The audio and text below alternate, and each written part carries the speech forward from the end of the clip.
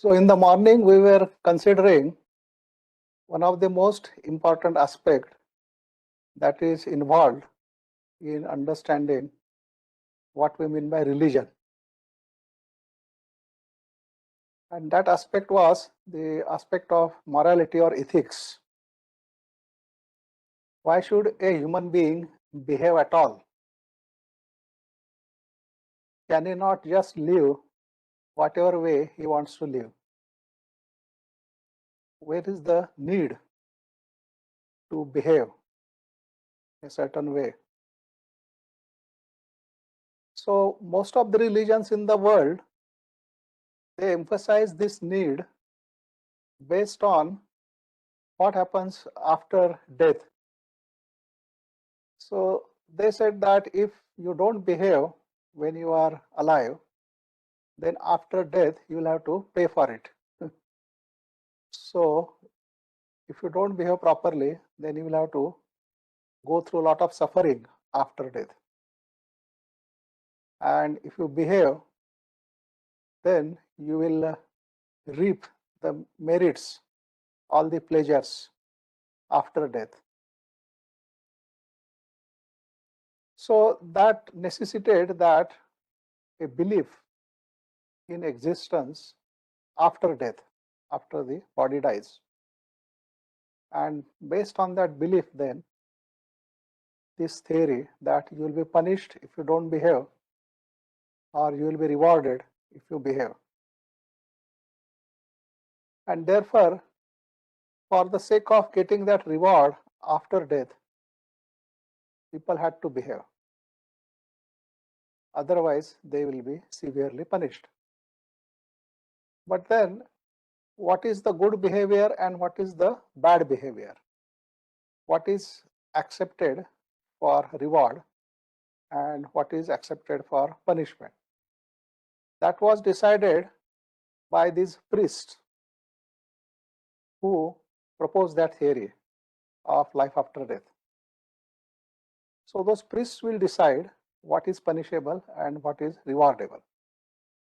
And then the people will have to follow what the priest has prescribed.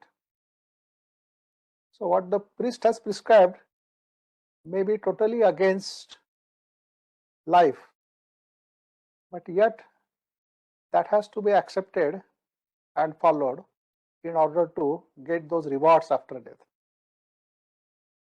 I mean, for example, if the priest says that anybody who doesn't belong to this religion can be killed, and so if you kill a person not belonging to your religion, then that act is supposed to be rewarded after death. And reward will be all kinds of pleasures that you are not able to get while you are alive. You will get them after your death. So such kinds of beliefs which had no basis, which had no verifiability, and they were simply imposed and people were made to accept them and then live according to those beliefs. So that was one way of imposing the behavior or the code of conduct.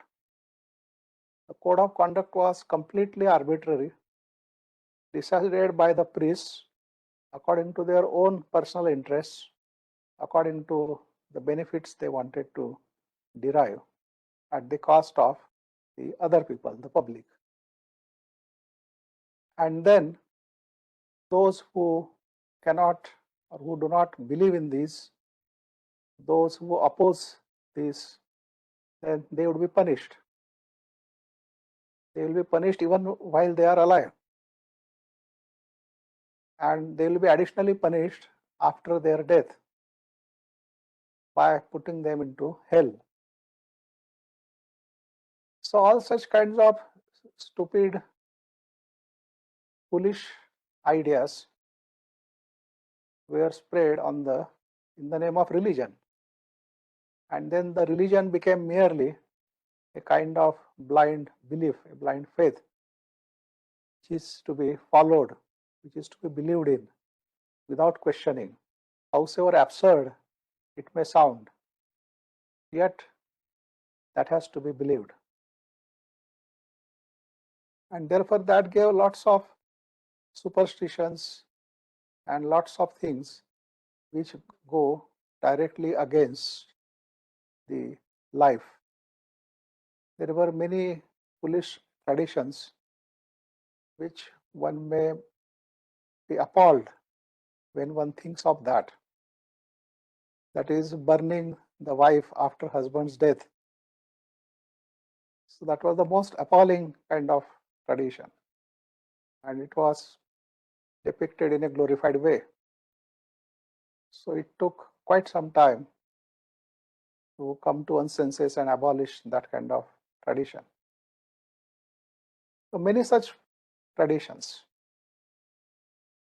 many such beliefs which are not verified, which are simply accepted because it is convenient to accept them and then follow them, howsoever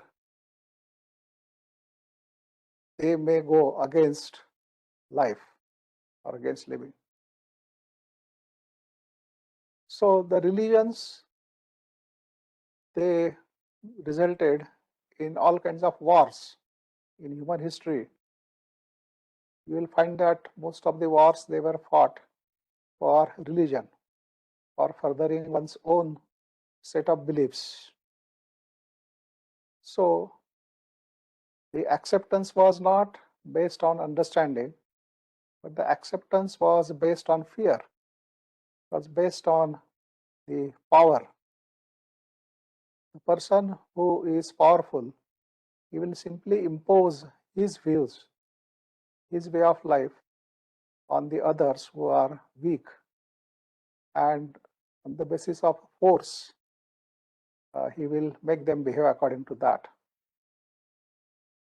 So this has been going on in the human history for thousands of years.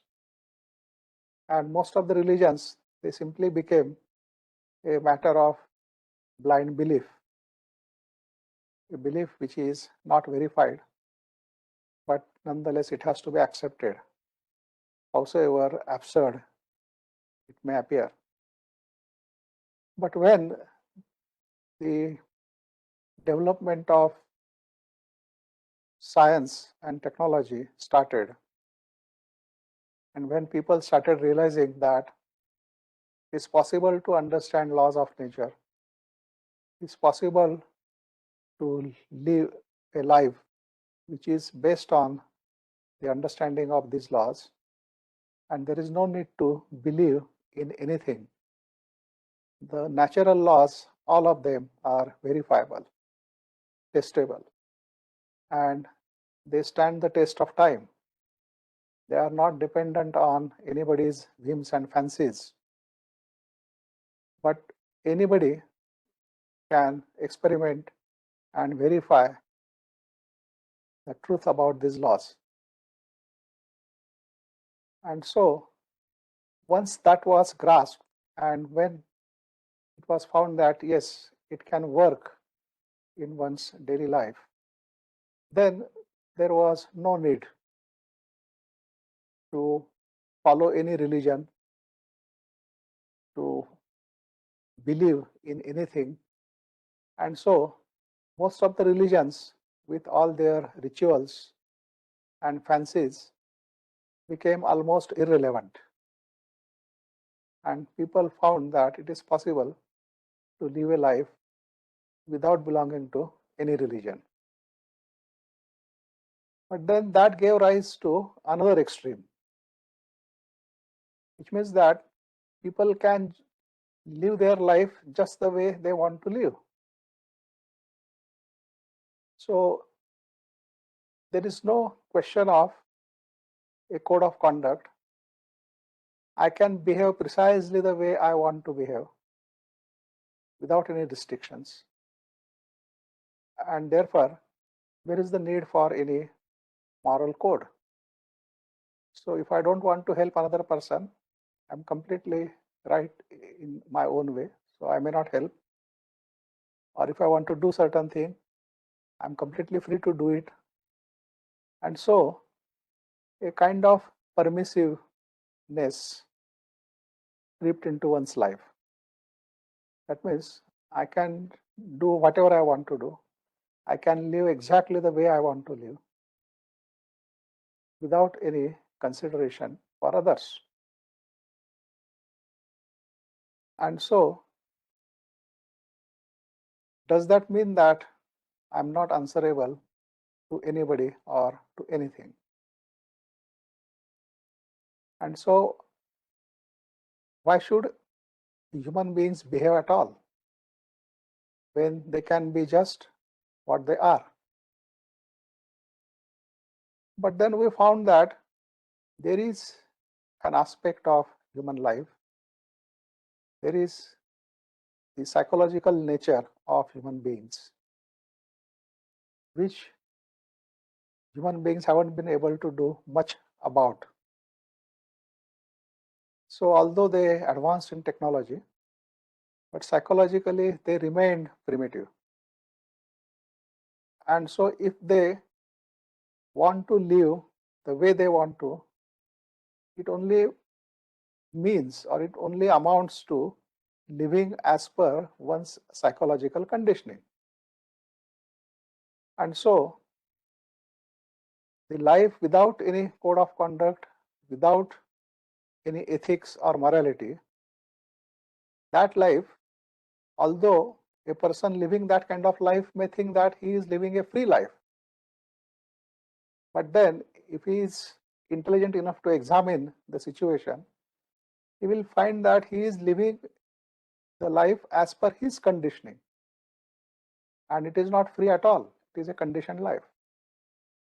It's a limited life.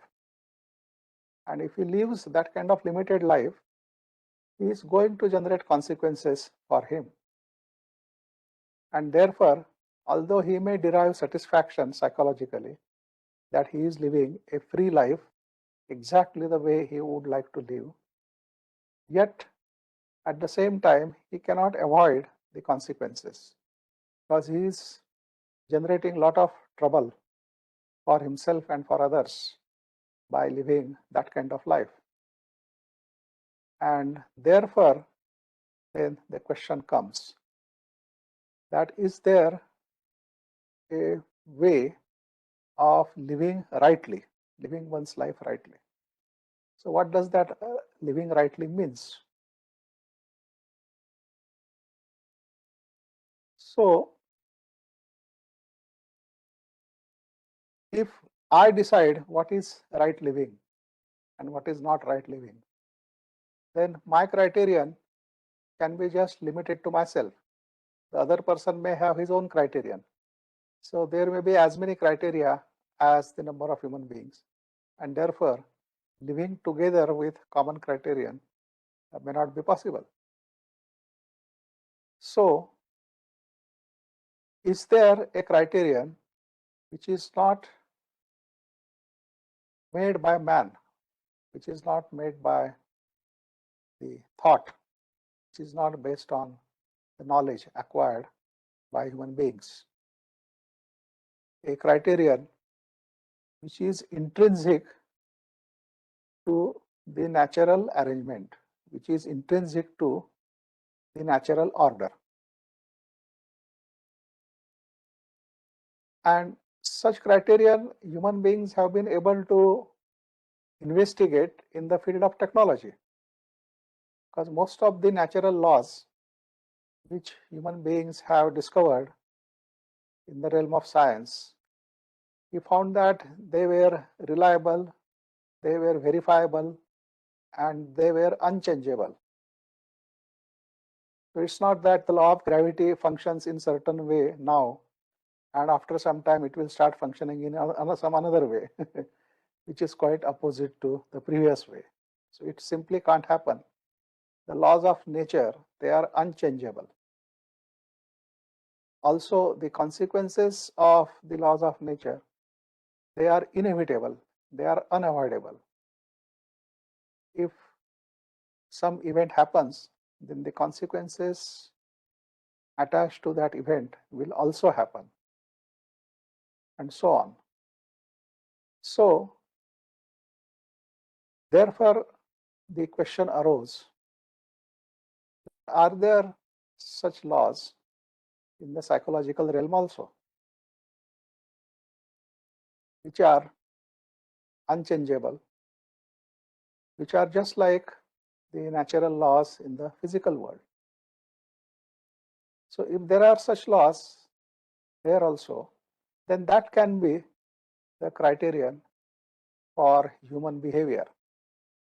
Then it means that human beings have to live within those laws,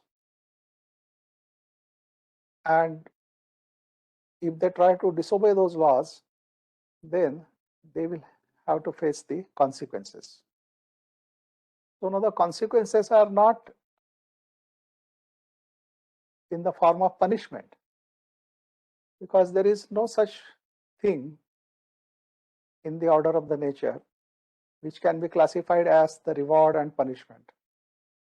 Reward and punishment are the human concepts based on their thinking, based on their thought. But nature doesn't have any such sense of punishing and rewarding. The order of the nature only states that if this is the condition, this is what happens. Whatever happens, that is the natural outcome of those conditions. And therefore, one doesn't have to be judgmental about it. Which means that if the fire burns your hand, it doesn't mean that the fire is a bad thing or should be condemned. But there is no such sense in the nature. The order in the nature is so absolute, so perfect. And the laws of nature, they are the outcome of this order. And those laws of nature are unchangeable, irrevocable. And they only say that if this condition is there, then these consequences are also there. Now, whether you like those consequences or you don't like those consequences, it doesn't matter. Right? But based on your likes and dislikes, you may be judgmental about those consequences. But the nature has no such judgment. It only has the situation and the consequences of that situation, and that's all. So then we were considering that what could be some such laws in the psychological realm. And then we referred back to what Krishnamurti had talking about. And when he is describing the human psychological nature, and there he is pointing out certain things, then we found that, yes, he has pointed at certain statements, certain facts in the psychological realm, which he emphasized as the laws. And so, few such statements we tried to investigate in the morning. And he said that where there is psychological division, there must be conflict. And after making this statement, he emphasized that it's a law. So it's not somebody's fancy, it's not somebody's understanding, but that's the natural law, that wherever there is a psychological division, the conflict is inevitable there. So there were many such statements from Krishnaji's teachings, which can be considered as the laws in the psychological realm. And then that becomes the criterion. So is that criterion then just to be accepted and followed? We do that, then we are following the same line as the other religions. The other religions are also saying or making some statements, and they are saying that yes, these statements are based on the divine revelation, and therefore you have to accept and follow them. But then there is a major difference between the two situations. In one situation, most of the religions are demanding unquestionable acceptance, unquestionable faith in what they have said, and you have to simply obey and follow it. While in another case, the person is saying that don't accept whatever I am saying, but consider it, verify it, test the truth of it in your life, doubt it. And only when you understand what is being said, right, then out of that understanding, the action will emerge. So you don't have to accept, believe, and then try to live according to that. So he doesn't say that you try to live your life according to his teachings. There is no according to his teaching. On the contrary, he says that whatever he is saying may have some relevance, may have some significance. But in order to find that out, you have to consider it, question it, go into it, understand it, test the truth of it in your day-to-day life, and then out of that understanding, the action or the way of life will emerge, which then will be living your life intelligently and not living your life based on some ununderstood belief. So this is the major difference. And most of the religions did not allow this because they knew that whatever they were saying was far from fact, far from truth. And so if it is questioned, they will get exposed. People will simply discard all those things. And if people discard, then the priests will lose their power over the people. And therefore, the questioning or doubting was not allowed in their system. But here, Krishnaji says that doubt it, be skeptical, verify it, test it, and so on. So that is the major difference. And so it's not that the human beings can just live whatever way they want to live. Because even if they do that, that life is still not a free life. That life is a conditioned life, a life according to their psychological conditioning, and therefore not a free life. And so a life lived as per the laws of nature is the life which is lived in harmony with nature. And then you are not separate from nature, you are part of nature. And so if when you are in complete harmony with nature, then all the resources and energy of nature is available to you. Then there is no shortage of energy, there is nothing which you cannot do. So that could become the criterion for human behavior. And by observing one's daily life, by paying attention to what is happening to oneself as one lives one's daily life, one can initially sense these laws of nature. And then as one goes further into it, one may come to grips with those laws, and then they can become part of your life. They can become your existence itself.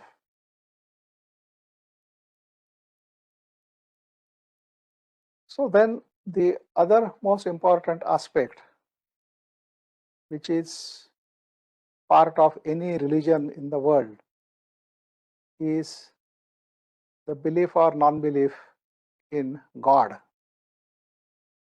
So almost every religion in the world have their own concept of God. Now, where is the necessity for God? Because human beings, they feel tremendously insecure within themselves psychologically. And no amount of physical security can give them the psychological security. I mean, a person may be completely physically secured, and yet psychologically he may not consider himself as secured. He may feel tremendously insecure.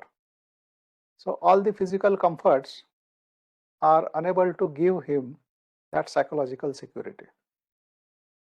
He is unable to make him feel secured psychologically. And therefore, he needed some concept, some idea, which will give him that psychological security, which will make him feel psychologically completely secured. And probably out of that need, the concept of God emerged.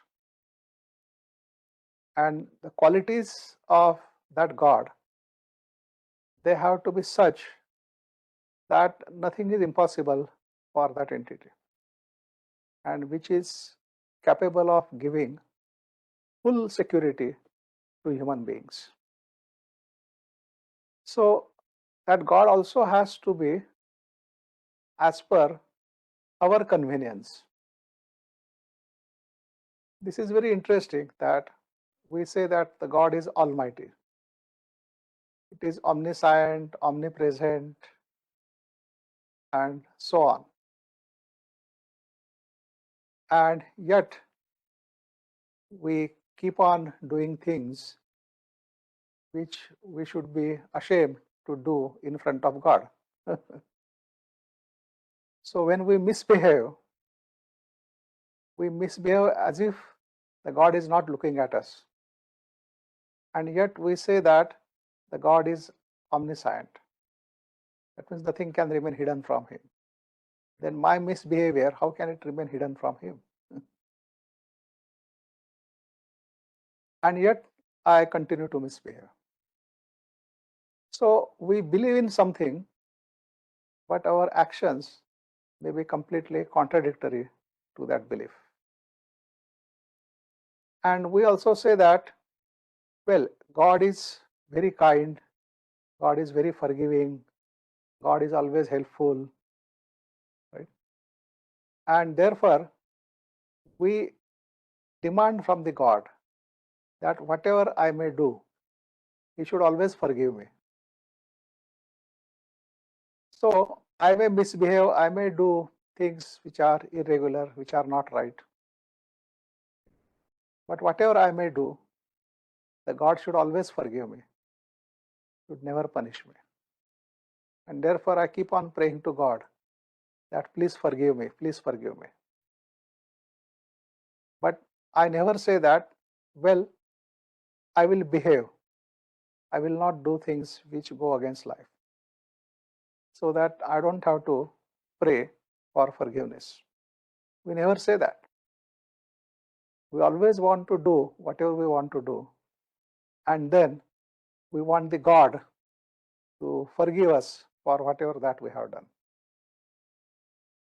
So this is quite a strange kind of situation.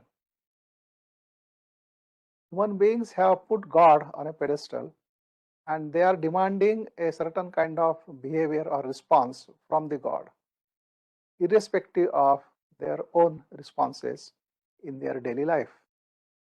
So they can be utterly cruel to another human being, and yet they will demand all the kindness from the God.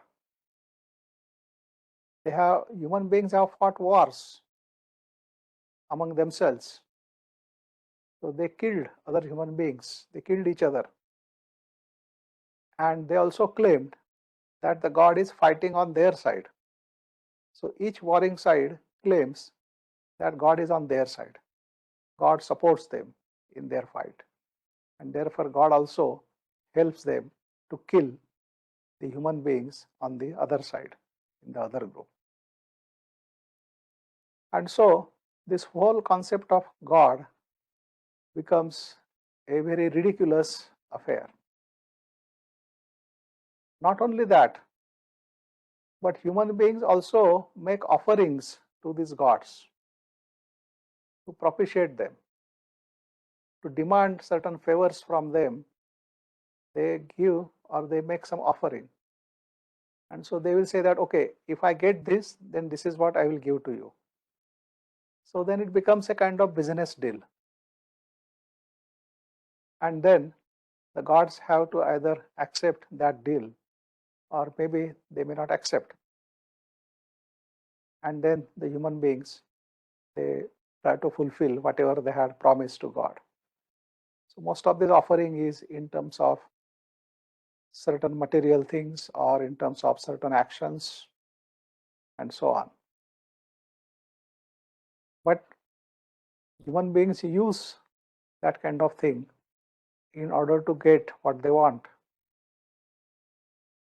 And whenever it works, they say that, yes, I believe in God is right. Because I wanted something, I prayed to God and I got it. Krishnaji mentioned in one of his talks that a certain person, he demanded a refrigerator. So he prayed for the refrigerator and he got the refrigerator. And therefore he said that, yes, who says God doesn't exist? God not only exists, but he also answers the prayers. So I prayed for refrigerator, I got the refrigerator. So the concept of God has been taken to that kind of ridiculous level. That means human beings should be left alone to do whatever they want to do, and the gods should ignore their crimes, their mistakes, and always should be kind to them, and so on. But then the God's position is also not that simple, because if one side is demanding kindness, the opposite side is demanding that these people should be punished. So now there are two different sets of devotees demanding completely opposite action from the God. One side is demanding kindness and forgiveness, the other side is demanding a severe punishment. And so the God doesn't know what to do in such a situation, whom to favor. If God is equal to everybody, then probably he can't do any of those things. So we are not saying whether God exists or God doesn't exist. That is a matter of investigation. And whether we are even capable of such an investigation. But we are simply trying to examine our beliefs in God. We are trying to examine our concept of God, in whom we believe and from whom we seek a psychological security. Because what can make us feel secure could be the most absurd thing. It could be a non-fact, it could be an illusion. And yet we will accept that illusion because it makes us feel secured. And feeling secured is what is very important for us. Because if the brain doesn't feel secured, it cannot function properly. It cannot function normally. It suffers from neurosis if it is not completely secured in itself.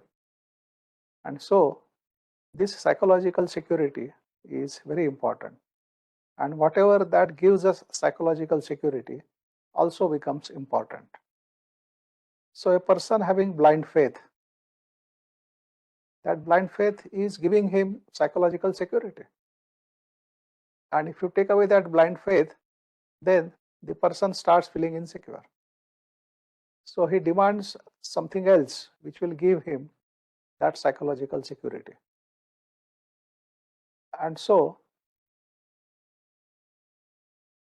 it is the necessity for psychological security that the concept of God has been used, has been created. So it has probably nothing to do with that actual reality, if at all it is there. This is the creation of human beings. So that's why Krishnaji says that it's not God who has created man, but it is the man who has created God in his own image, according to his own convenience, according to whatever his demands are from that entity called God. And so the human beings have created God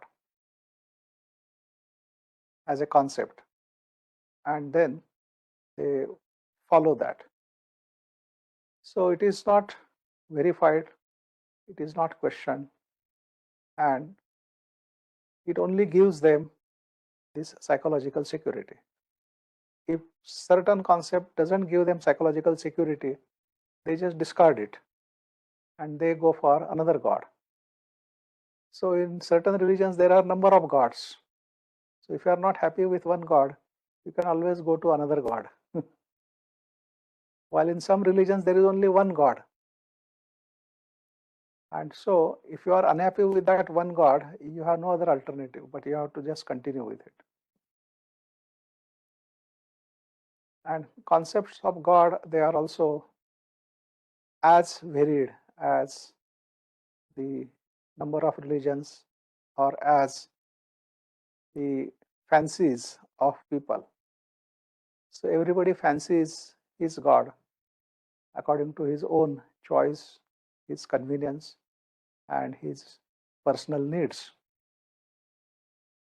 So it's become a plaything.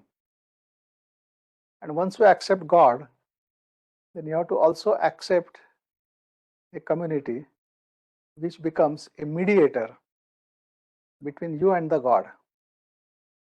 Because God may be unreachable for you, it being almighty, so powerful, so much different, so much far away from you, that he is almost inaccessible. And therefore you need a mediator who will make the God accessible to you. And these mediators are in the form of various gurus. So these gurus, they consider themselves as some who can access God. They have direct access to God. But you and me, who are the common people, who do not have direct access to God.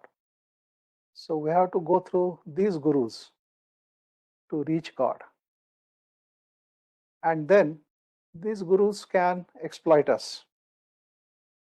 They will have their own weird demands. They will have their own interests to fulfill. And we have our own interests to fulfill. And therefore it becomes a matter of convenience for both the parties. So these gurus will do things for you, and then you have to do things for the gurus. And so this whole thing keeps on happening in this way. And then it is said that without the guru, you cannot have the path.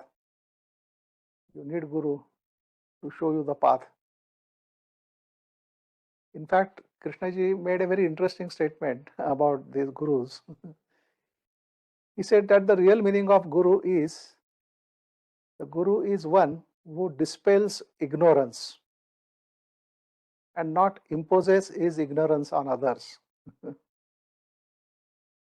So most of the gurus, they are imposing their ignorance on others. And that ignorance imposed is considered as the wisdom of that guru. So the whole thing has become such ridiculous. It has come to a very ridiculous level. And therefore, Krishnaji discards all these things. So you cannot search for the real Guru because you just don't know what a real Guru is.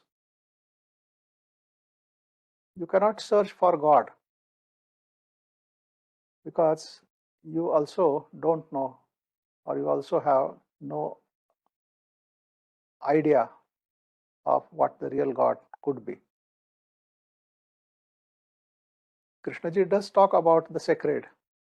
Krishnaji does talk about the one who dispels darkness, who dispels ignorance.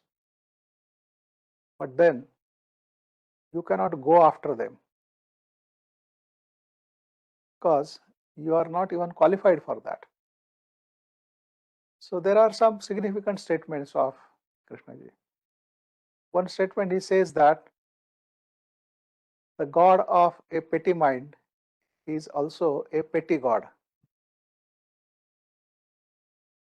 So if a petty mind conceives the idea of God, then that idea of God is also as much petty as that petty mind. So therefore, it's not God at all. There is nothing divine about it. So human beings cannot remain psychologically what they are, and yet seek God or seek divinity, because that is simply not possible. A mind which is psychologically conditioned, which is in conflict within itself, now how can it search or look for or inquire into something which is beyond all this? It cannot. And therefore, there is no point in going after God as long as the mind remains petty. It can only pursue its own concept of God, its own idea of God. But its own idea, its own concept is not that actual reality. It may be as far away from it as possible. And therefore, human beings can only pursue their own illusions, the illusions of their own creation. And these illusions are very, very far away from that actuality or that reality.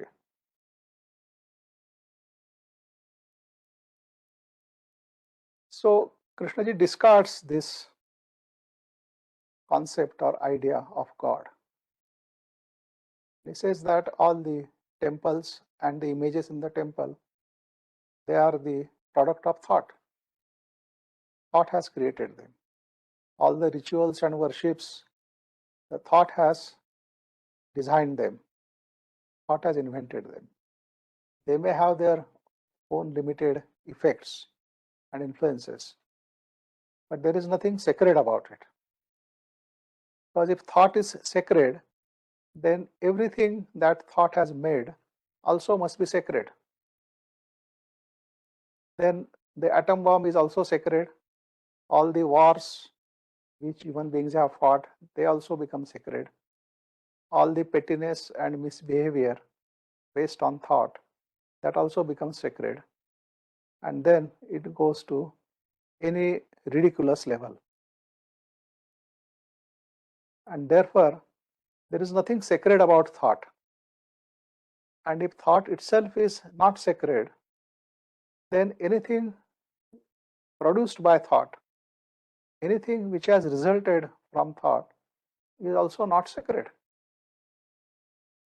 And therefore, there is no point in going after things which are the products of thought.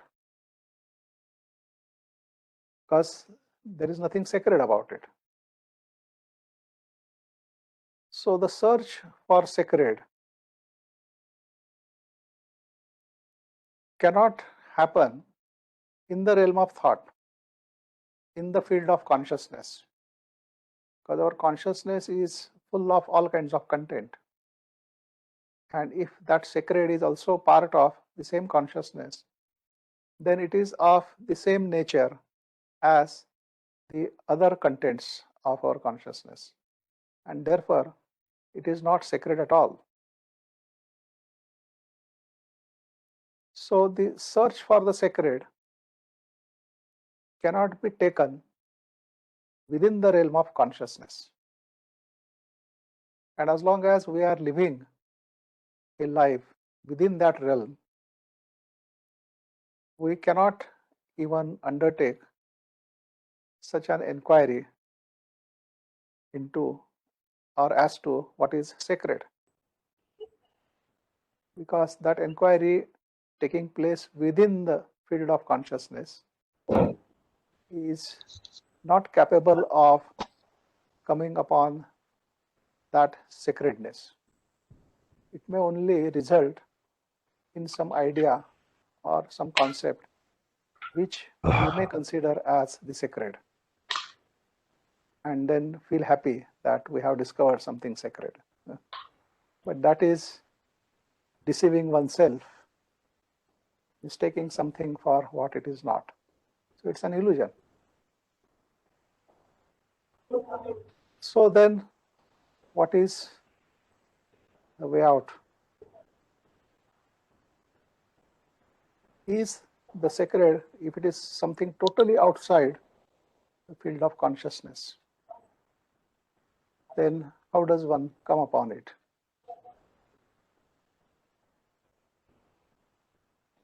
The one who is the product of the content of consciousness. Now, how that one who himself is a product of all this content of consciousness, how can it come upon that which has nothing to do with the consciousness and its content, which is completely outside of it? So does that mean that I have to live the life of this world? I have to live this life and go to some monastery or some forest, live isolated, alone, and then try to seek that sacred? But Krishnaji says that is an escape. So it merely amounts to escape from your actual day-to-day life, and it doesn't mean that you become eligible for inquiry into that sacred. As you may withdraw in a forest, you may go to a monastery, yet you who are the product of the content of consciousness, you carry all that content with you wherever you go.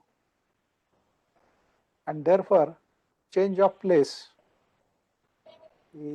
doesn't make any difference to you psychologically. But the same psychological content you are carrying with you wherever you go. And it's not that you are deliberately carrying it, but you yourself are that content. And therefore, naturally, wherever you are, that is where that content is, because you are that content. So,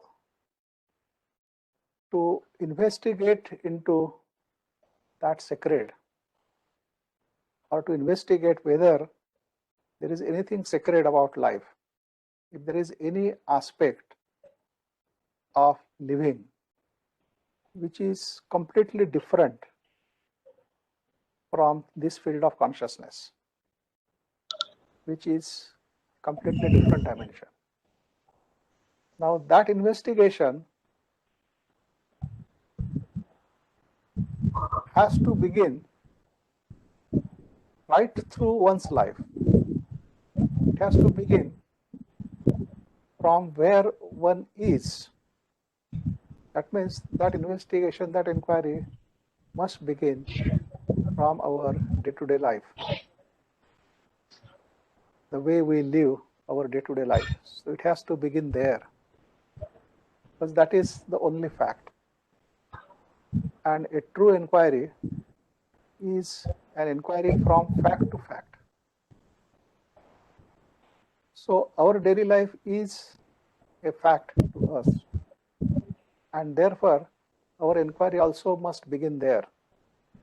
So which means that I have to examine the way I live, the things I do, what is happening to me psychologically, why is it happening like that, and so on. So everything has to be examined, and for that one needs a different kind of tension. So we are going to go into that in our next session, because Krishnaji has said that religion is the key which opens the door to all our human problems, and therefore it is important that we understand what religion means in its true sense. So that exercise we are going to do in our next session, where we are going to begin with the basic statement of Krishnaji, where he says that religion is to gather all your energy. So beginning from that statement, going deeper into it, we would be finding out what kind of life unfolds from this inquiry, which then can be called as the truly religious life. So I think I'll stop here,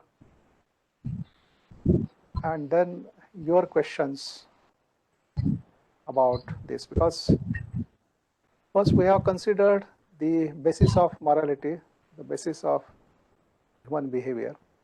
Next, we have considered the need for psychological security and the concept of God and the gurus, which emerges out of that need. And then in our next session, we are going to go into what could be a truly religious life. So we can begin our investigation by just taking one statement of Krishnaji.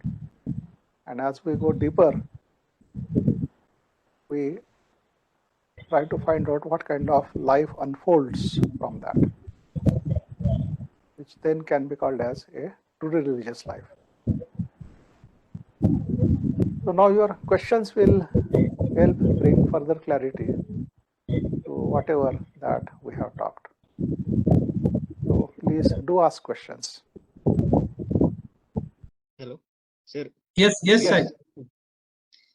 Sir, based on what we have discussed a few minutes ago regarding the content which is creating everything, the thought which is creating God and everything. Yeah. So all those images. So I would like to ask a question like, when you pray, what is that meaning of a prayer, and what do we ask for? I mean, not relevant to I need this, I need that, but why do we ask for and what do we ask for? Because we have created God in our own image. Yeah. So when we pray, how should a prayer be that also will be helpful for us and also helpful for someone? And how should a mind which prays, how should a mind be when it prays? Yeah, actually, if we are praying to the God of our own creation, then we are actually praying to ourselves. And therefore, that prayer doesn't mean much. We are only demanding things from ourselves, because that entity from whom we are demanding things, that entity is our own creation according to our own concept. And therefore, we are praying to ourselves. And so it amounts to a kind of self hypnosis. See, certain people, they have certain belief, because many times you can see in the village kind of situation that there is a village god, a god which people believe is belongs to their village, and that god looks after that village, and therefore they have to propitiate that god by offering him something. So there is a tradition of that ritual, that offering, and everybody in the village believes that as long as that ritual is conducted regularly, then the god of that village will be propitiated, and therefore it will protect them. And by some chance, by some mistake, if they are not able to perform that ritual, then immediately they feel afraid, because they say that, which means that the god will not protect them, and therefore some crisis or some calamity will come upon them. And many times it so happens that something bad does happen.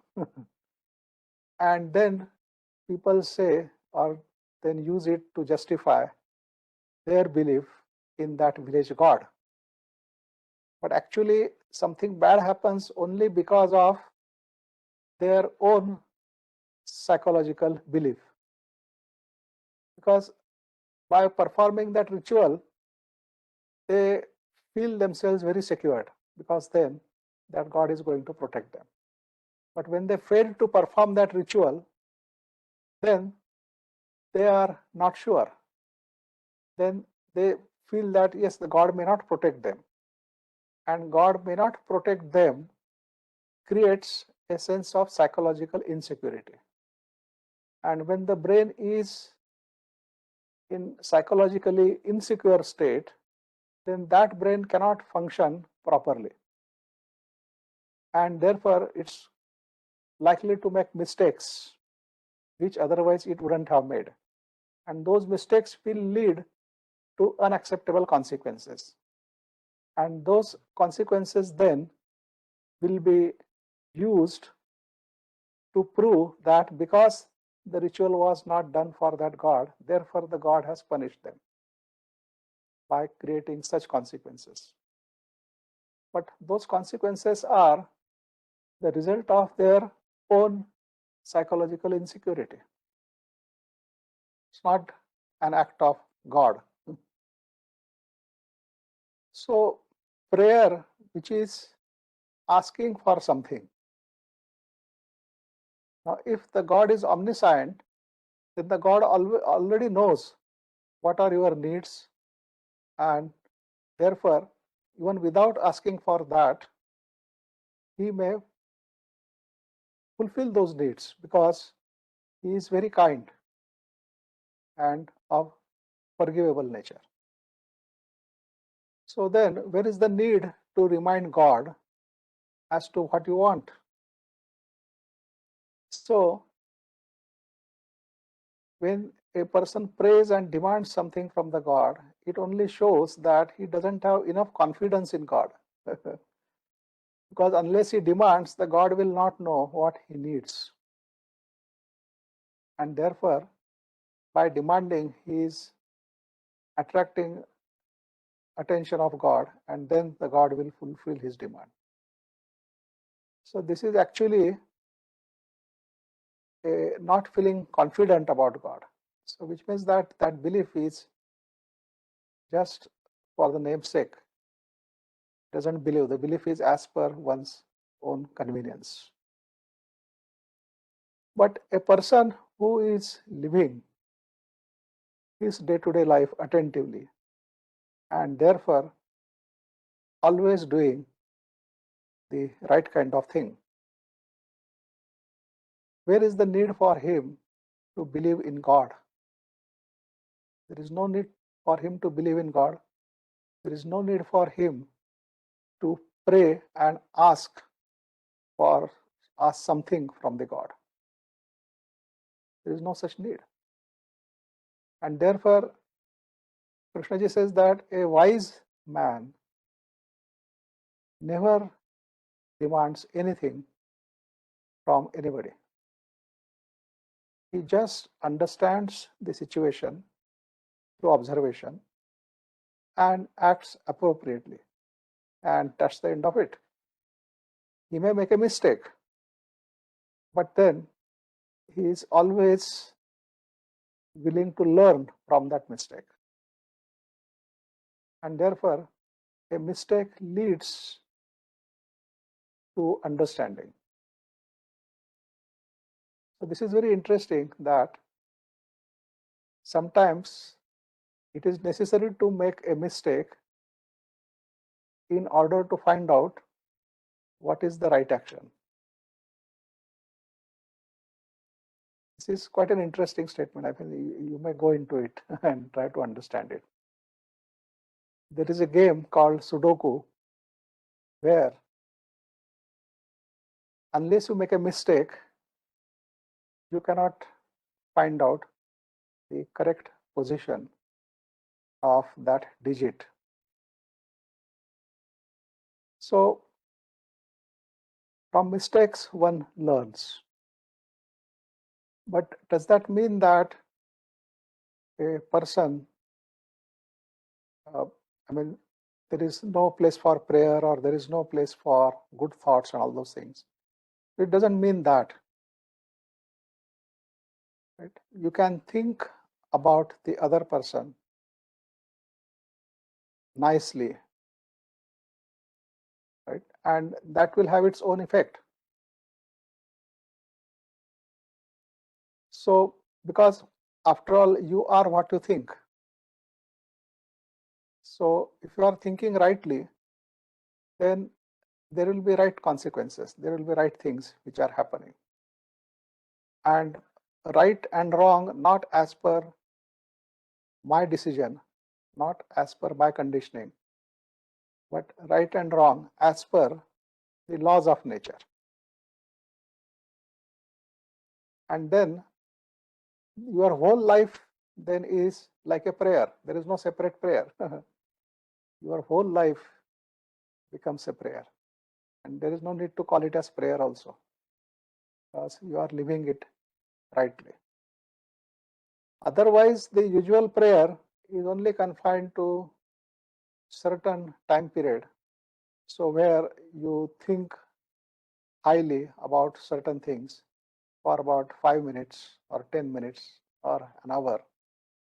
And outside that time period, you are back to your own pettiness. So then that kind of prayer doesn't have much significance. But if one is living one's life rightly, then that life itself, the whole of that life, or whole of that living itself is a kind of prayer to that sacred, because then that is the sacred life. Then the life itself is the sacred.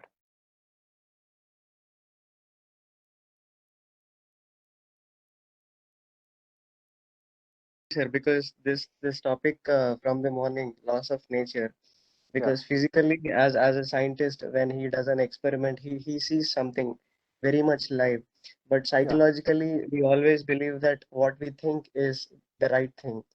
So when you think a good thought about a good person, so I was just trying to correlate with the loss of nature. Would my good thinking really affects the other person?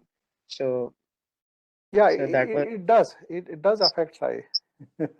It not only affects the other person, it also affects you, the thinker. So the thinker is affected by his own thoughts, and the thinker also affects the other persons who seem to be the subject of his thought. So it does affect.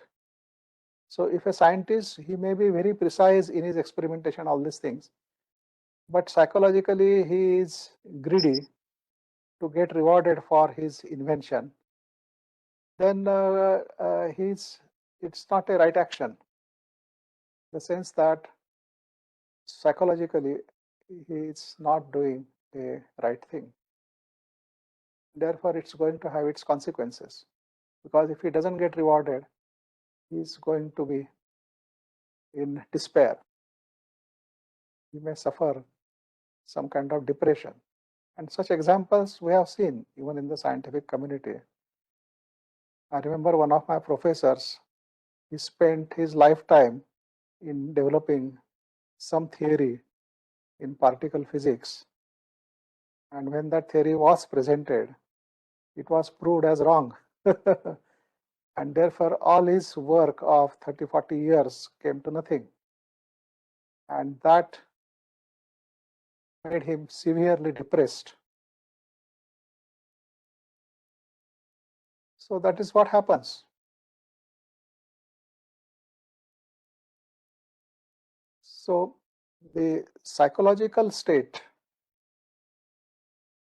in any action, the action may be at the physical level also, but what is the psychological state from which that action is emerging? That psychological state is very important. And to understand these laws, the psychological realm, then becomes far more important than understanding the physical laws in the realm of science and technology.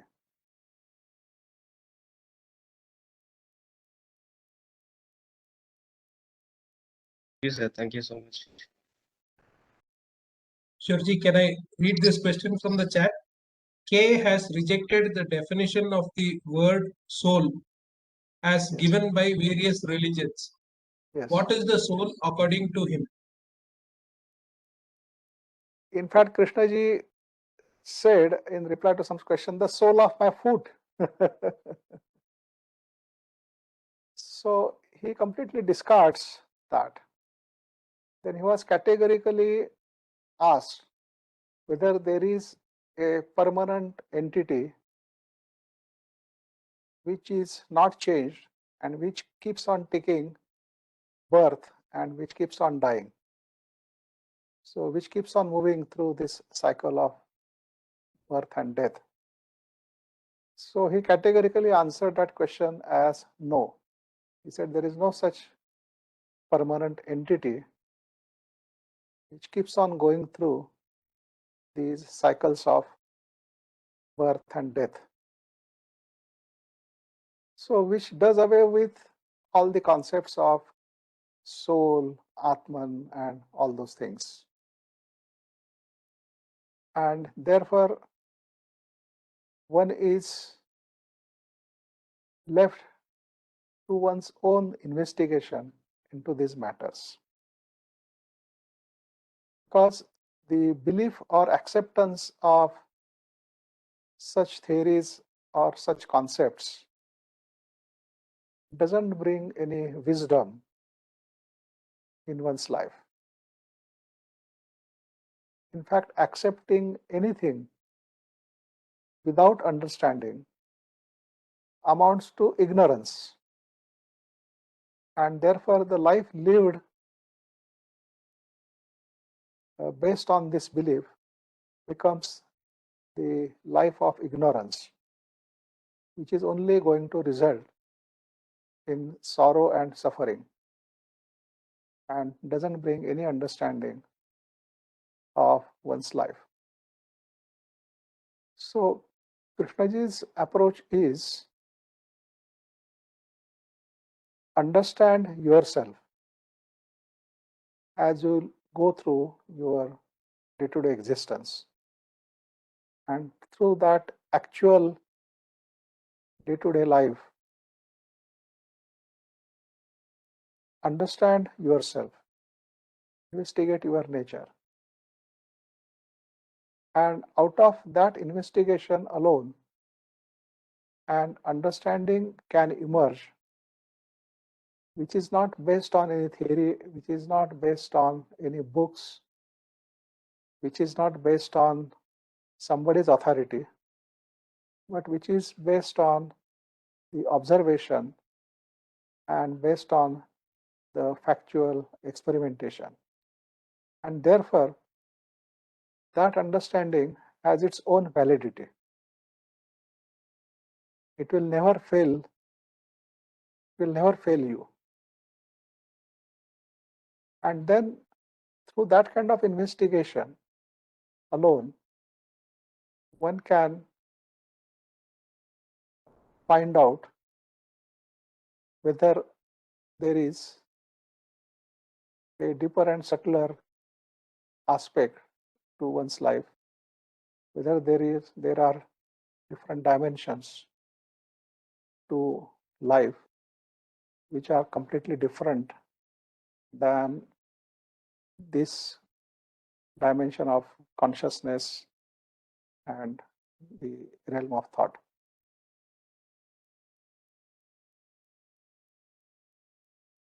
Sir, Yes. will you please repeat the laws, the psychological laws which you mentioned in the morning? Just once again, the laws. Yeah, we have laws just mentioned Krishnamurti. few such statements which amount to Please. laws, right? Yeah. So one of the statement we said that wherever there is psychological division, there must be conflict. Then we have said that whenever you desire something, then that desire binds you to that something. And then you are no longer free, but then that object will decide all your actions, all your thoughts, all your this thing. And when you do achieve that object of your desire, that creates a feeling in you that it is after all worthless. It was not worth going after it. But that you realize only after you have achieved it. Achieved it. Yeah. And then we have also said that something which is not right or good for others, then it is also not right and good for you, because you are not different from the other. And that was based on Krishnaji's statement that you are the world and the world is you, which means that you are not psychologically different from rest of the humanity. And therefore, what is not good for the rest of humanity is also not good for you. And this becomes important to understand because in our day-to-day life, we have different criterion for oneself and different criterion for others. As if those others, they are completely different from me. And so if the other person gets angry, we don't take his anger in a kind way. We say, oh, what's there to be angry with? There's no need to be angry. But when we are angry, we justify it by saying that any other person would have got angry in that situation. And so we justify our actions.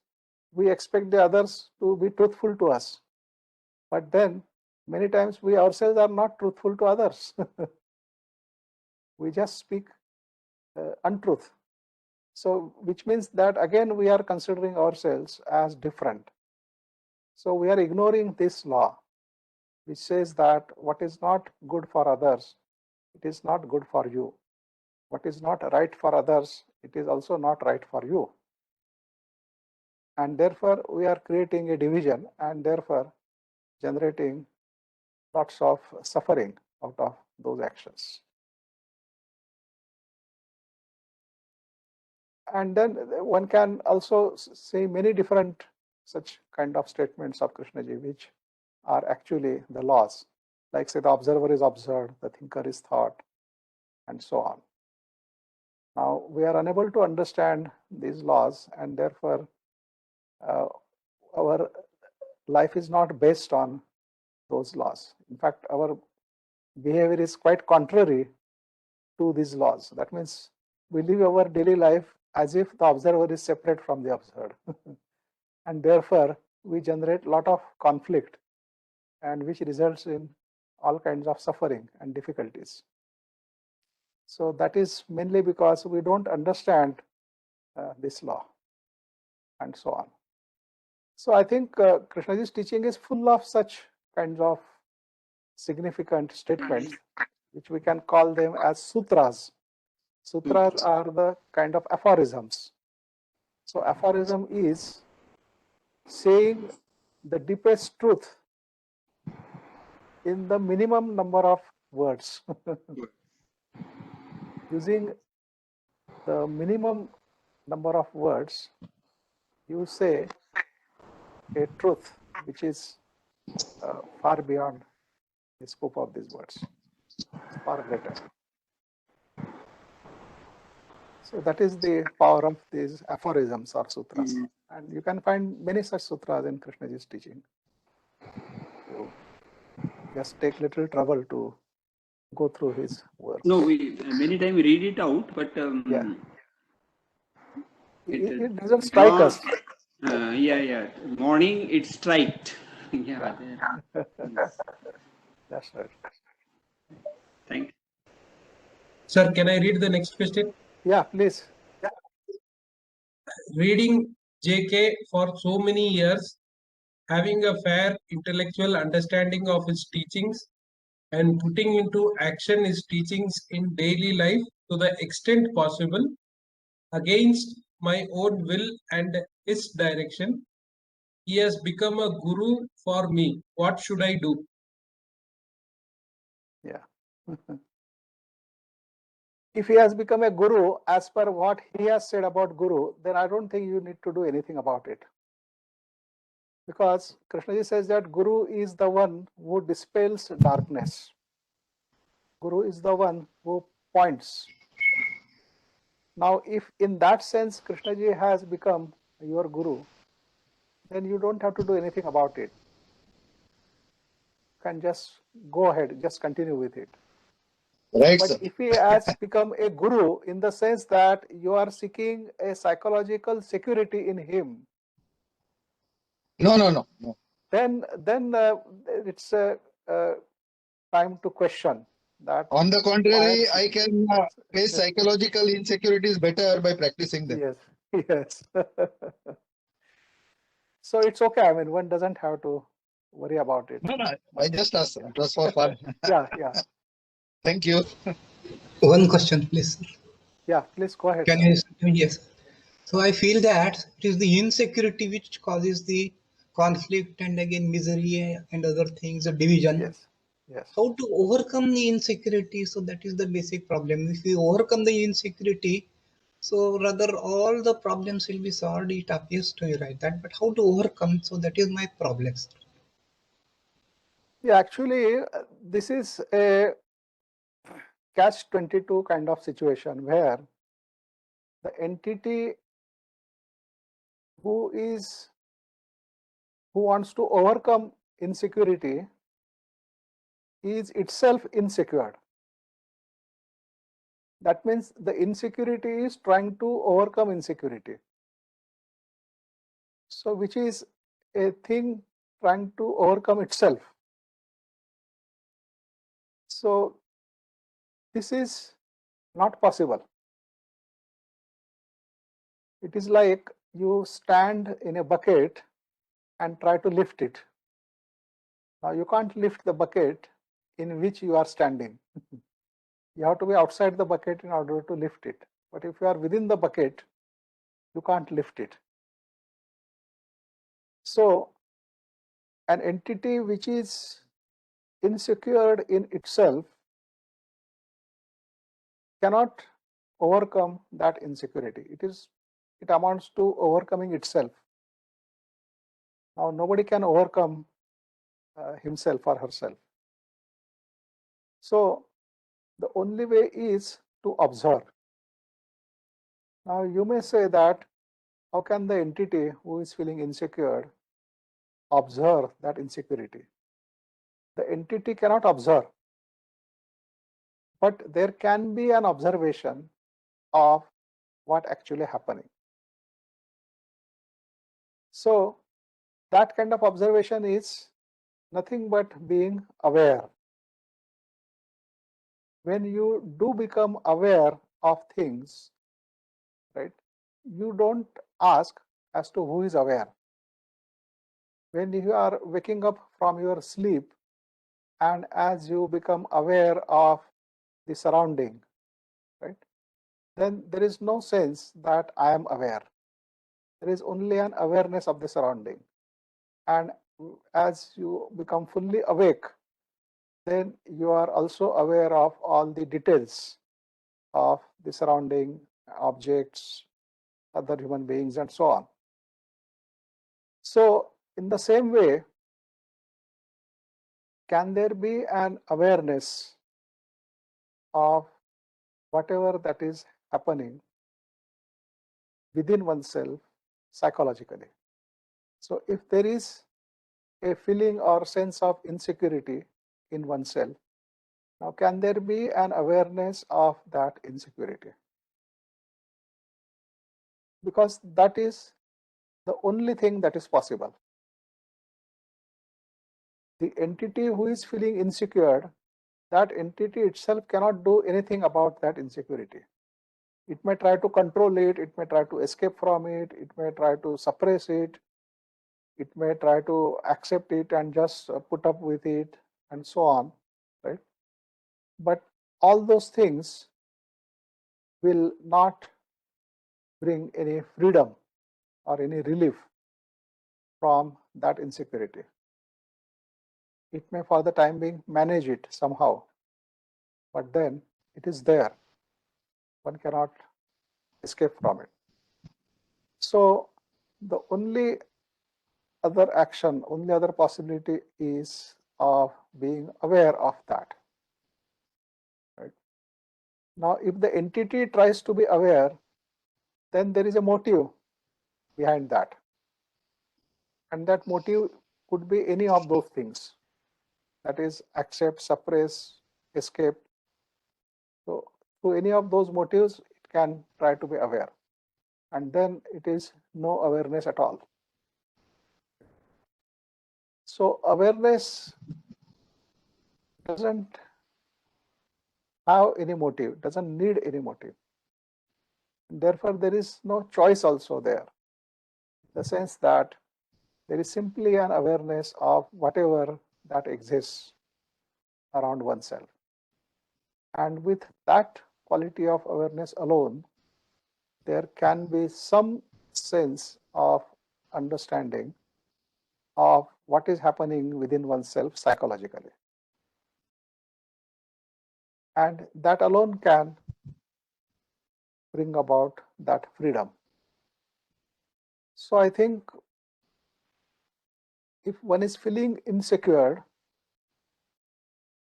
then be with that feeling of insecurity, watch it, be aware of it without doing anything about it psychologically. So that seems to be the only way out. So if I may add to this, I mean, this acute observation will probably lead to the understanding of the root cause of the insecurity, but that insecurity should be psychological in nature, not physical. Yeah, the physical insecurity, one can take certain actions and just do away with Yeah, it. like But psychological lack of insecurity, money for something, or those, it doesn't cover that. It yeah, the covers only psychological psychological insecurity insecurity. is insatiable. Yes. But if one is seeking psychological security in money, then what amount of money will make him feel psychologically secure? That is uncertain. One may No, have I'm 10,000 talking, crore rupees, and yet yeah, one may feel no, insecure. I'm So, calling that physical yeah, insecurity. I'm that's terming it right. Yeah, differently. yeah. No, you are If saying that it doesn't come rightly. under this heading.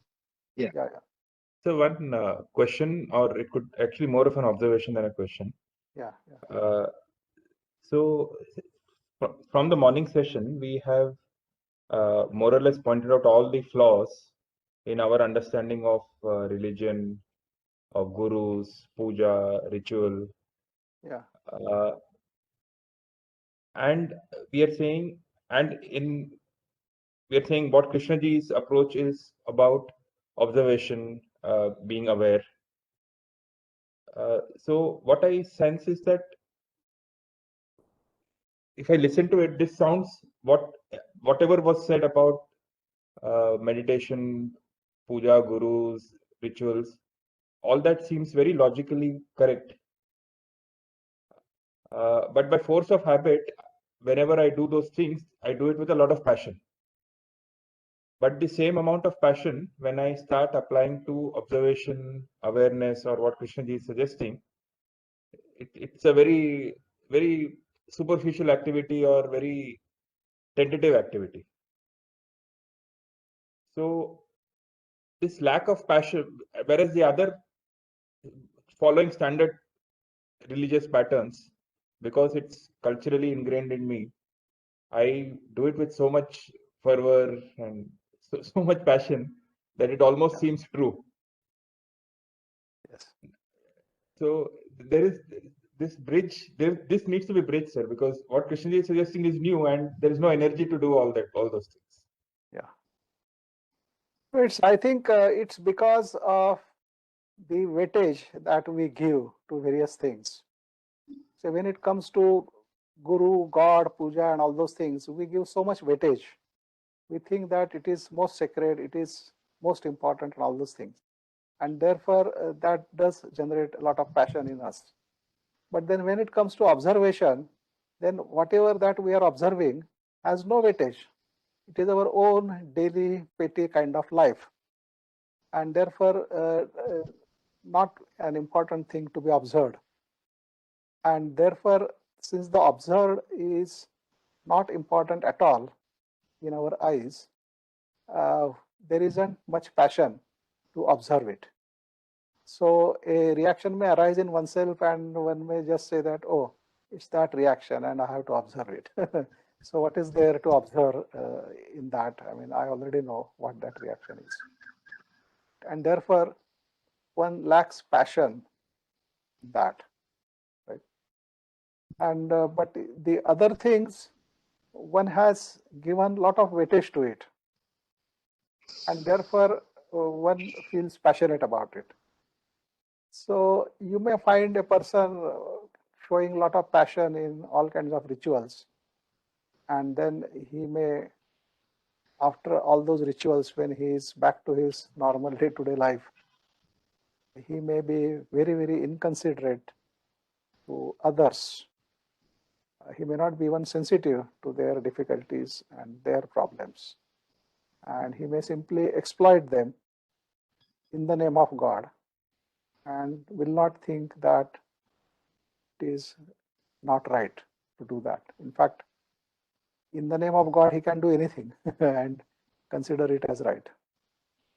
So I think, So may I add to this, sir? because, no, sir, let me finish it first. Okay. So actually, we are giving more importance to the objects of observation. That means it is not the observation itself which is important to us. What we are observing, that seems to be more important to us. And what we are observing, if it is a trivial thing in our eyes, then that trivial thing is unable to attract our attention sufficiently. And therefore, we lack that kind of passion. But if we are passionate about the whole of life, not just particular details, but about our whole life, the way we live, whether daily life or whatever we are attempting to do at whatever time of the day. Right? If about all of that, if we are passionate, then that same passion will be visible in observing the day-to-day routine affairs also. Then those affairs are not important, but your being passionate is very important. So a person can be passionate, and then those trivial things one may do passionately and finish them off quickly, and then there is freedom. So does that mean that one has to be constantly looking for something or other to do? So the passion may not demand an action at the physical level. The passion may be just there. One may be just passionate, and yet one may be quiet. One may not be doing anything. because there is no need to do anything. But whenever there is a need to do something, then that something is done with the same passion. So I think our priorities are placed wrongly. We are putting our priorities on the day-to-day actions, and if they happen to be trivial, our response to those actions also happens to be trivial, and therefore there is no passion. But if our priority is to feel passionate about our whole life, right, then that same passion will address the day-to-day details without losing it, without losing that quality. And otherwise, whenever there is nothing to attend to, the passion is still there. So I think probably that our orientation needs to be changed in these matters. Hello. Yeah, Good evening, please. Shashi. Yeah, Durgaji, yeah, go ahead. Yeah. Sir, I just would like to add just a few things. Like, this regarding this religion and the God and all that. So, like, few questions used to bother me quite a bit. Like, having a trust, trust and faith and reverence, in some kind of a power, like you call it God or creator or whatever it is. So that is there, sir. So that is neither a belief, that is not inculcated by through belief or something like that. Rather than that, observation, like later on examination and all that after reading the books, one understood that so many unnecessary rituals, so many unnecessary traditions, are attached in the name of religion to all these things. But the basic thing, sir, that trust and trust or faith in the reverence, they exist, sir. So I just would like to find, like my question is, do you think it is inherent in nature to people, or is it by birth it is there, or it is like one acquires it or one gains it, because that is not shakable, that is there. Like it is, but one has understood that it is not the belief, it is the rituals need to be taken away, but the trust factor it remains, sir. So I just wondering, that basic trust and reverence in some kind of a power. You call him God or super power, power, whatever it is. Is it something to do with some conditioning, or does it exist inherently, sir? That's my question, sir. I wonder. I'm clear on something. Yeah. No, I think it is still the part of conditioning, because without that belief, our life has no significance. Because we know our day-to-day life, that it is a very humdrum, routine kind of life without much significant happening and so on. And all our actions, all our endeavor, everything is within that realm. So when we look at that kind of life, it almost appears as meaningless. But then this trust in something which is divine, which is something totally different than any of these things, right? When we do have that trust, that immediately seems to bring a different significance to our day-to-day life. Then we say that, yes, now there is something for which it is worth living. And therefore, the life is not a very petty routine kind of life, but it is a life lived for that divine. So it immediately brings a different kind of significance, the different kind of meaning to one's life. But then it is still a belief. It is a need which one has to have in one's life so that one feels living that life. But then actually coming into contact with that different dimension could be a totally different thing. Now, in one case, it is the need, and to fulfill that need, one accepts something which one hasn't verified yet. But because it is giving a tremendous significance to one's life, one accepts it. One tries to live as per that. The other thing is actually coming into contact with that dimension through one's own inquiry, through one's own investigation, and therefore that dimension affecting the whole of your life, bringing a totally different meaningfulness and significance to life. So the second case is the actual. The first case is the imagined. And well, that imagined thing also has its own place in the sense that it prevents you from doing certain things which you don't consider as right. And so it does help in living your life with certain quality. Because after all, you are what you think. So if you are thinking of the divine, then you are also like that divine. And therefore that kind of quality comes to your life. So it has its own place. But then, since it is still based on belief, and belief is always shakeable, in the sense that whatever you believe today, you may disbelieve tomorrow. So that possibility is always there. But when you are actually in contact with that something, then there is no such possibility. Then that is the reality, that is the truth, which then is completely unshakable.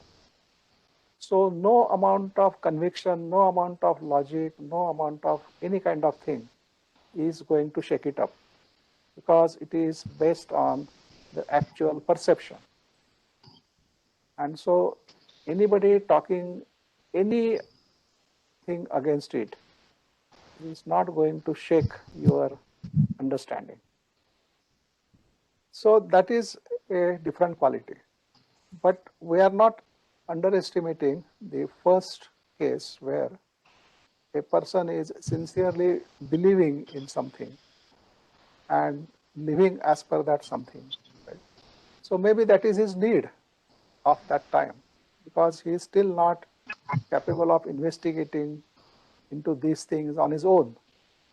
But does that mean that he has to be simply satisfied with that belief and continue to live like that, and then just keep on postponing his inquiry and keep on avoiding this investigation? So if he does that, then he is in a trap. Then that belief is actually preventing him from going into this inquiry, going into this investigation. And he is quite satisfied and happy with his belief. So then that is a trap, that is a prison which he has created. But well, he continues to live as per that, but yet at the same time, he inquires, he investigates. And maybe through that inquiry, through that investigation, maybe he becomes capable to actually inquire into that something which is the sacred and which is beyond one's Sir, the realm of can I one's just life. expand it? Can I just expand it a little bit, sir? Yes.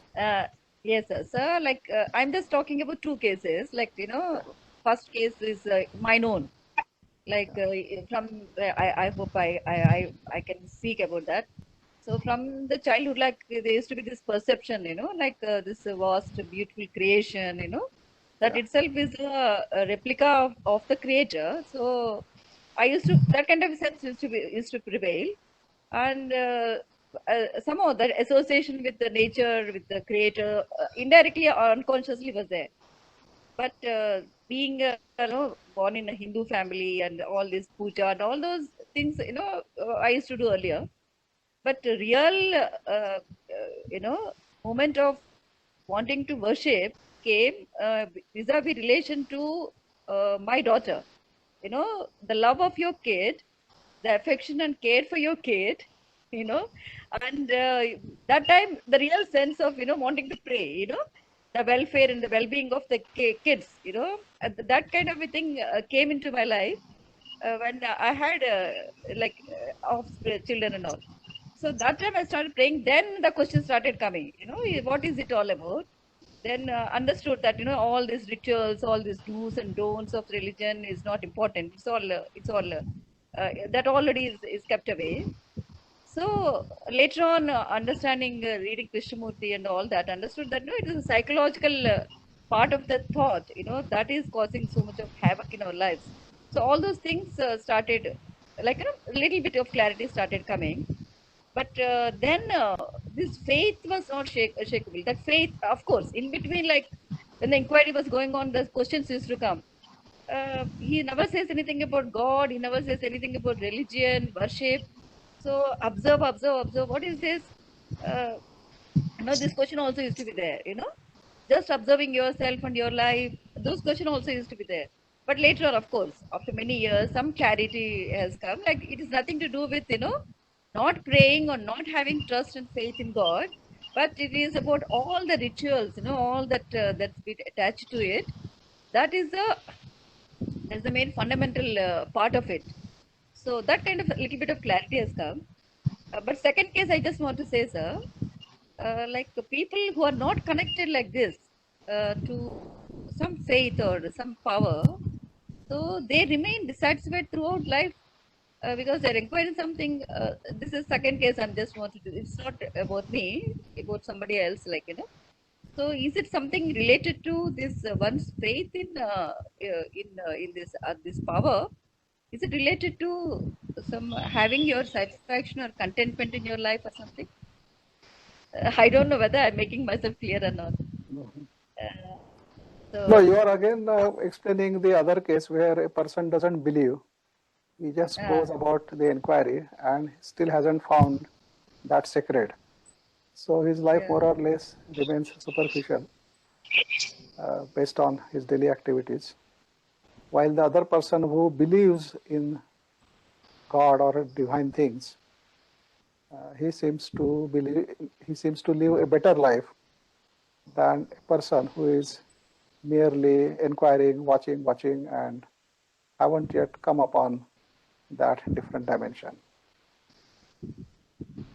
But then the person who believes in these things also has to go through that state, because when he starts inquiring and not yet found that different dimension, his situation is exactly the same as this person who is inquiring and not yet found the different dimension of existence.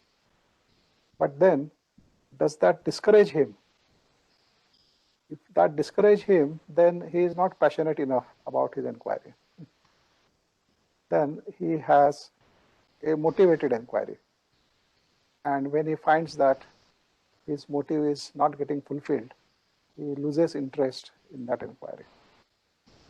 But a person who is interested in one's own life, then there is no limited interest in that because it is one's life. And you cannot simply escape from it, or you cannot simply limit it by saying that, well, you are interested only this part of life and not the other parts of life.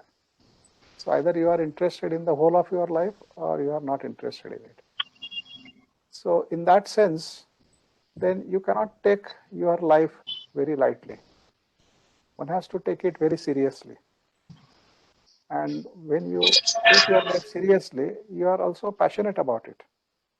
There is a lot of passion about it and understanding. So whether you have come upon that or not come upon that, you are still passionate about whatever that you are doing in your daily life. In the other person, the passion is based on his belief.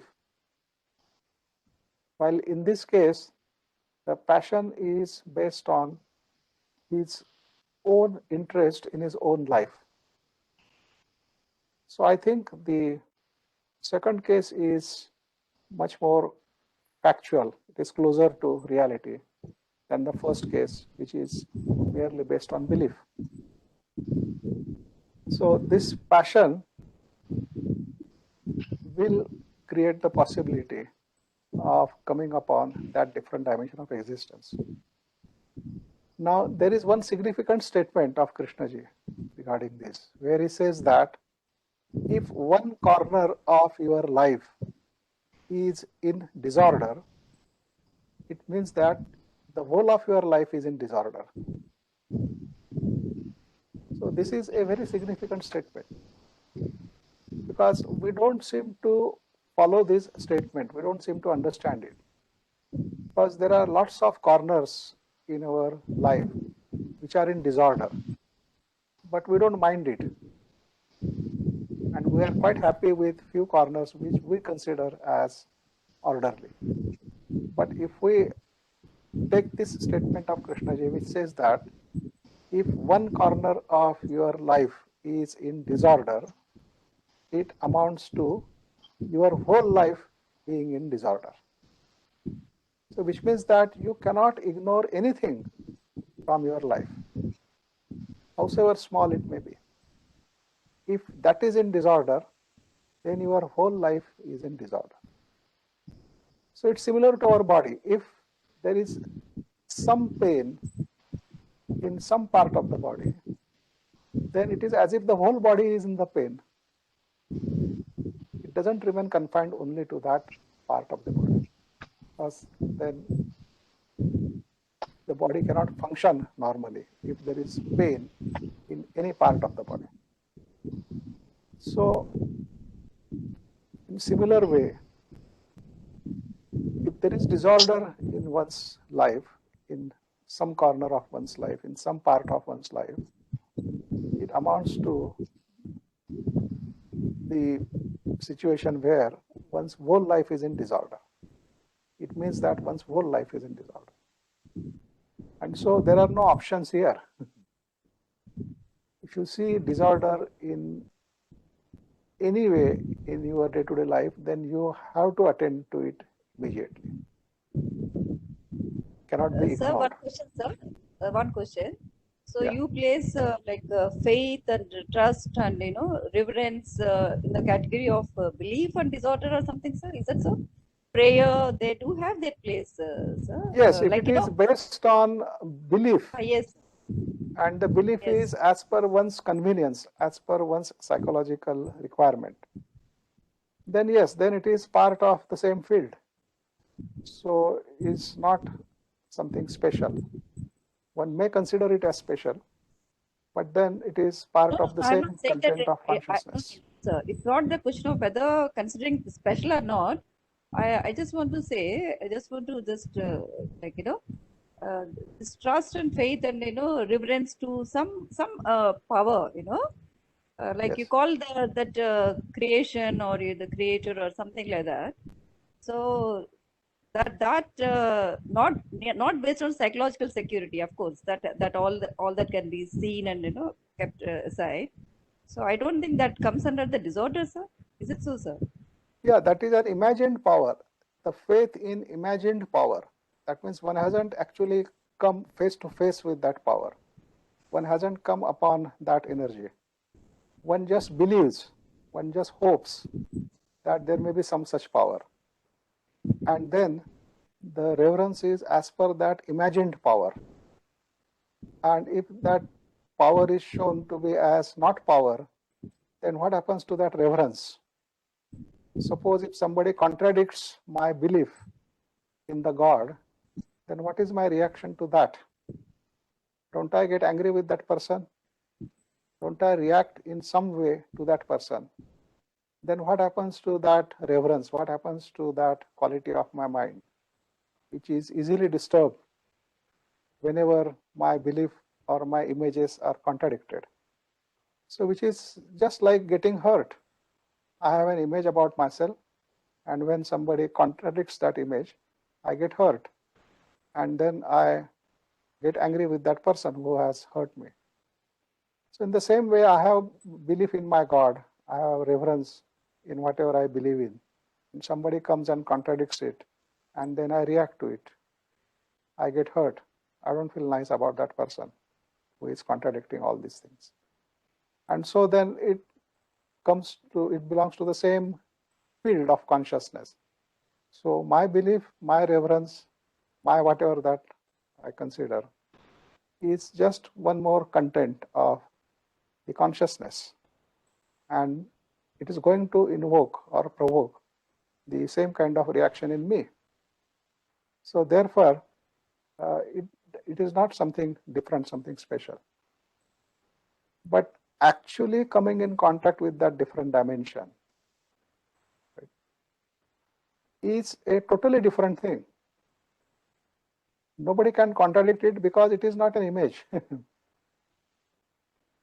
It is something, a fact, an undisputable, uncontradictable, unopposable fact. It's not a matter of my belief or disbelief. It is there in the nature. Right? So it's a totally different kind of thing that Krishnaji is talking about. So if my belief, my conviction gives me a purpose to live my life nicely, then well, that is what it is. But that doesn't mean that I'm in a better position than a person who is sincerely inquiring in order to understand his life and in order to come to the deeper aspects of living, and who has not yet found it. But nevertheless, he is also very passionate about his inquiry. Just a minute. Can I just say a few more things? Yes. Sir? Yeah. Like you were saying about the laws of nature, universal laws, and the laws of regarding like human behavior. This thing also, Yes. like Yeah. you can say that karma, destiny, because nothing no one knows what's going to happen next.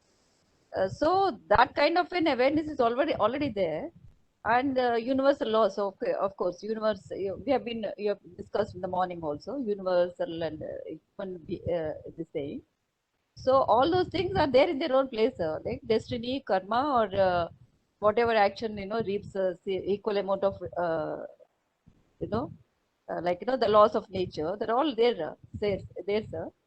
But apart from that, if the faith and trust are there, so they exist, sir. They exist on their own. So you need not be taking them away, or you need not be like I don't think that particular part has been questioned, sir, from Krishnaji's books. What No, about we you have have said rightly that faith and trust, they do exist on their own. yes, sir. But the object of the faith and trust may not exist. That means I may trust in God. I may have a lot of reverence for God, right? So my trust, my reverence is a fact. But that God may not be a fact. It may be just a concept, which is my own creation as per my needs. But my trust is a fact. My reverence is a fact. So Krishnaji defines belief as something which may not be true. Taking something which may not be true, or assuming something which may not be true. That is the nature of belief. And we do believe out of our own psychological needs. And as long as those psychological needs are taken care of, we don't mind believing in anything, howsoever absurd that belief may be. But it does fulfill our psychological need, and therefore we accept that. But a person who is interested in understanding this whole movement of life, who is interested in the awakening of that intelligence, so that everything emerges out of that understanding, So he doesn't have to believe in anything. In fact, the only belief one could have is the complete order in the nature. But then there is no need to believe in that, because that belief is not going to make any difference to the natural order. Yes, It sir. doesn't depend on whether I believe or I don't believe. Nature doesn't bother about that. Universe doesn't Yeah. bother about us. Yes. Yes. But that belief may Otherwise, we are make a just leading a difference small to my life. Because when I see that the laws of nature are unchangeable, irrevocable, right, and they are there, cannot be broken, right, then that will affect the way I live my life. So it makes a difference to me, but it may not make any difference to the laws of nature.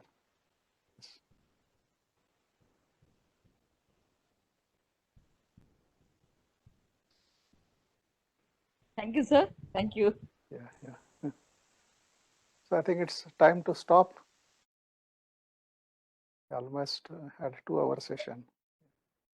Yes, Kishore. So tomorrow we'll meet in the morning, and as we said, we will begin with one basic statement of Krishnaji and try to go into it deep enough to come upon the other things which are implied in it. Yes, yes, Kishore. Yeah. So I'm ending the meeting now. Yeah. Thank you, Kishore. Thank you, sir. Thank you. Yeah. Thank you very much, everybody.